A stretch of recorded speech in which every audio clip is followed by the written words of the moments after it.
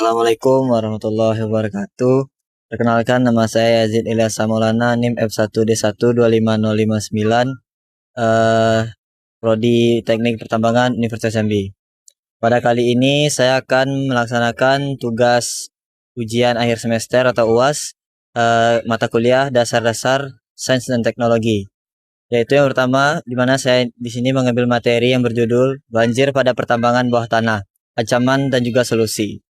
Sebuah kajian mendalam mengenai penyebab, dampak, serta strategi penanggulangan banjir mengancam keselamatan kerja dan kontinuitas produksi di tambang bawah tanah. Nah, mengapa banjir menjadi isu krusial? Banjir di pertambangan bawah tanah merupakan ancaman serius yang membutuhkan perhatian khusus.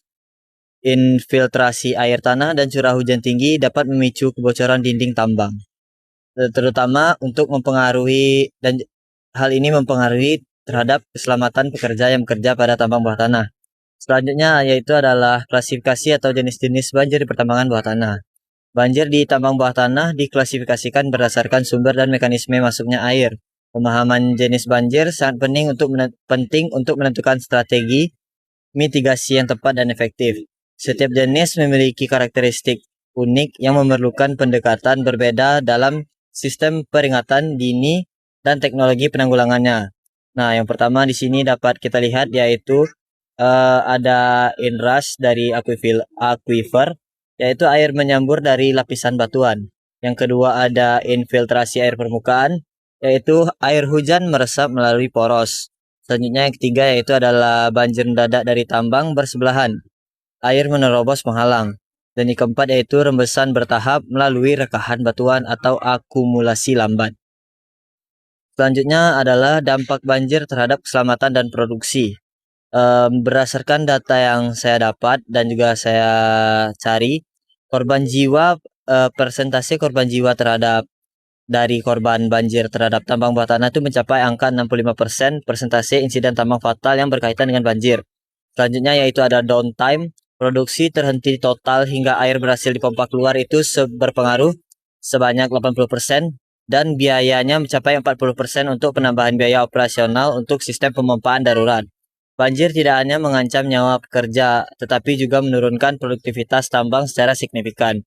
Kerusakan infrastruktur dan peralatan akibat terendam memerlukan waktu pemulihan yang panjang dan biaya yang besar. Selanjutnya itu adalah analisis jurnal terkait pencegahan banjir. Berdasarkan studi literatur dari jurnal internasional, pendekatan pencegahan banjir bertumpu pada pemahaman geologis dan rekayasa hidrologis yang terintegrasi. Penelitian menekankan pentingnya investigasi hidrologi sebelum fase penambangan dimulai.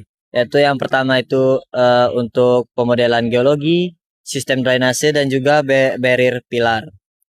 Dan yang selanjutnya adalah untuk studi literaturnya yaitu metode prediksi dan peringatan dini banjir.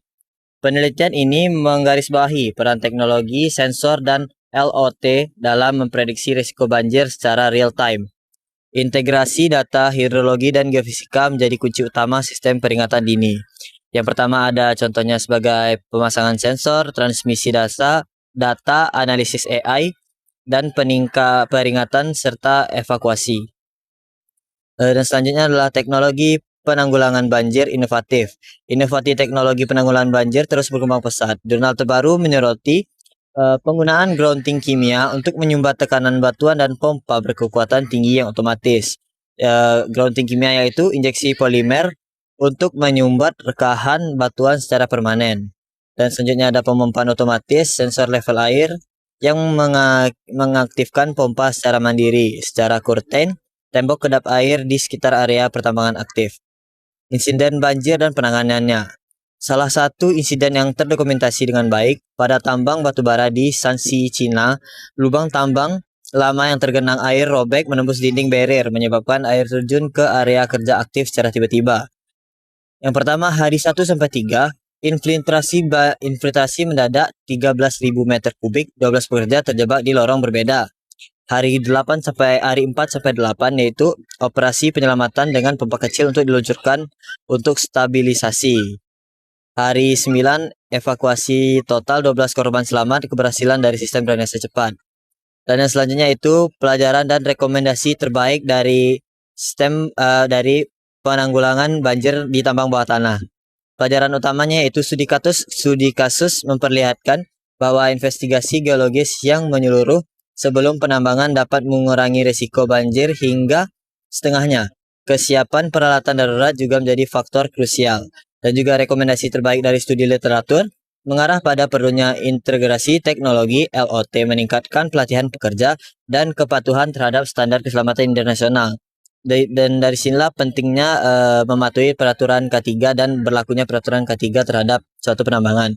Yang pertama ada integrasi teknologi, pelatihan rutin, dan juga standar ketat. Oke, baik. Sekian yang dapat saya jelaskan. Mohon maaf apabila terdapat kekurangan. Assalamualaikum warahmatullahi wabarakatuh.